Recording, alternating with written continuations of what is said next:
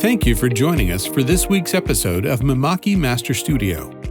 We'll be showing you how you can print transitional images using the 4-layer printing capability of the Mimaki UCJV300 series printer. For this effect, we'll be using clear adhesive vinyl and Mimaki LUS 170 inks. Transitional images are great attention grabbers for storefronts, trade show graphics, and retail displays. It all starts with the design, creating individual layers in the software.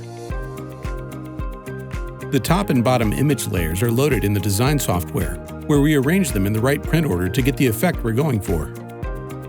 Now that the image layers are loaded, creating the additional layers is simple with RasterLink tools.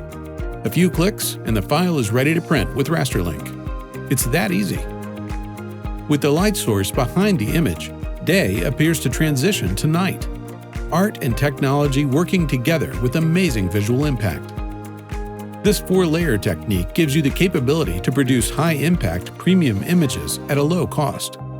For more information on the UCJV300 series and detailed application guides, visit mimakiusa.com and be sure to follow us on social media. Join us next time for Mimaki Master Studio.